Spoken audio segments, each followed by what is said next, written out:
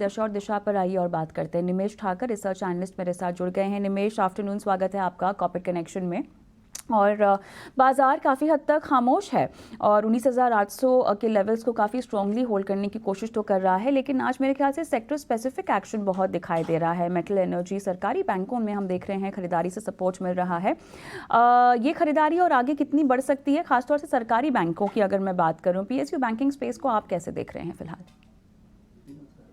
Very good afternoon कविता। देखिए, PSU banks के अंदर रिजल्ट्स आए हैं, काफ़ी बेहतर रिजल्ट्स आए हैं। और एनपीए के अंदर हम लोग देख रहे हैं कि एनपीए के अंदर कांस्टेंट जो है फॉल देखने को मिल रहा है और फ्रेश स्लिपेजेस जो है वो काफ़ी कम है।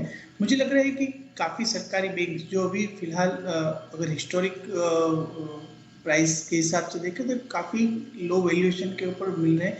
जैसे कि पीएनबी अभी 77 के रुपीज़ पे मिल रहा है। अगर आप उसका 52 वीक हाई या पिछले 5 साल का 50 हाई लो देखें तो मुझे लग रहा है कि कहीं ना कहीं एक काफ़ी लो लेवल पे भी मिल रहा है।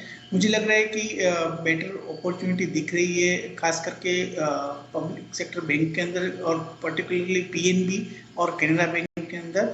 मुझे लग रहा है कि स्टॉक के अंदर एक मीडियम टू लॉन्ग टर्म के लिहाज से लेवल से भी बाइंग करना जो है वो मुनासिब रहेगा और बेटर ग्रोथ अपॉर्चुनिटी देखने को मिल सकती है। आपने पीएनबी कैनरा बैंक में कहा कि खरीदारी इनिशिएट की जा सकती है। क्या लेवल्स को लेकर कुछ आप सलाह दे पाएंगे कि किन लेवल्स पर इनिशिएट करना चाहिए, किस अवधि के लिए और कितने टारगेट्स के लिए? देखिए, पीएनबी के अंदर बात करें तो पीएनबी के अंदर ऑलरेडी हमने रिसेंटली देखा था कि 81 से स्टॉक के अंदर एक अच्छा करेक्शन आ गया था और अराउंड 68 तक देखने को मिल रहा है। अभी फिलहाल 77 के आसपास चल रहा है। तो मुझे लग रहा है कि अगर 75 के आसपास मिलता है तो बेस्ट बाय रहेगा। और मुझे लग रहा है कि 3 से 6 महीने का मिनिमम इन्वेस्टमेंट पीरियड लेके चलना चाहिए। और ऊपर की तरफ मुझे लग रहा है कि 100 से 110 रुपए के टारगेट प्राइस पीएनबी के अंदर देखने को मिल सकते हैं। अगर कैनरा बैंक की बात करें तो कैनरा बैंक में भी ये लेवल से भी आप एंट्री ले सकते हैं और मिनिमम मुझे लग रहा है कि 450 से 520 का टारगेट प्राइस आने वाले 3 से 6 महीने में कैनरा बैंक में भी देखने को मिल सकता है। पर लगभग दोनों में ही आप 3 से 6 महीने का नज़रिया जो है वो बता रहे हैं और 75 के लेवल्स यहाँ पर खरीदारी के लिए आकर्षक, जहाँ तक पीएनबी की बात है।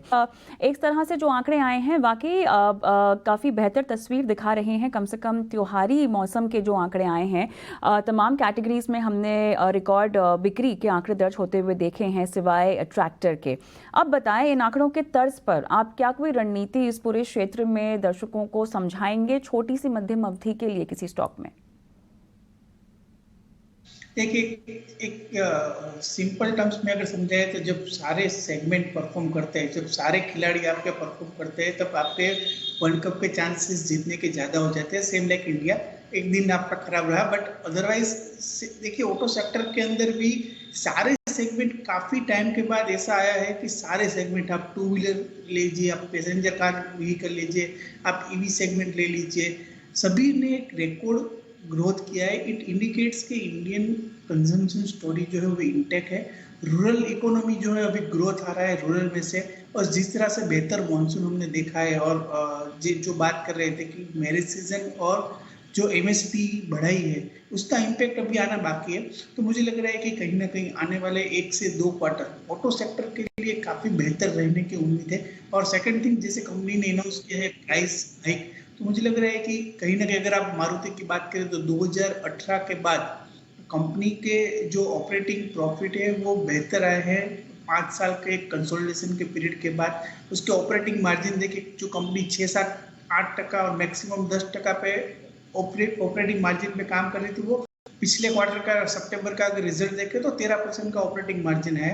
तो मुझे लग रहा है कि कहीं ना कहीं एक अच्छे ग्रोथ पूरे सेक्टर से देखने को मिल रहे हैं और वो आने वाले नियर 3 to 6 मंथ वो मोमेंटम कंटिन्यू रहने के चांसेस जो है वो ज़्यादा दिख रहे हैं। तो व्यू जो है ऑटो सेक्टर के अंदर बुलिश है। मुझे लग रहा है कि अगर इन्वेस्ट करना है तो 2 स्टॉक ऐसे रहेंगे। तो मारुति, जैसे हमने बात किया कि कंपनी ने काफ़ी जो है वो हाई वर्जन पे मॉडल लॉन्च किए हैं और प्राइस राइज की भी बात की है और डिमांड भी काफ़ी स्ट्रॉन्ग है। तो मुझे लग रहा है कि मारुति जो है वो ये लेवल से भी बाय कर सकते हैं, थोड़ा सेफ बेट रहेगा। और 12,500 के टारगेट प्राइस अगले 6 से 12 महीने तक देखने को मिल सकते हैं। और सेकंड पिक मेरी बात करूँ तो आइसर मोटर, जो मैं 3,300 से अपने ये चैनल के अंदर बाय रिकमेंड कर रहा हूँ। मुझे लग रहा है कि कोई भी डीप आता है तो आइसर मोटर भी ये लेवल से काफ़ी अट्रैक्टिव मुझे जो है लग रहा है।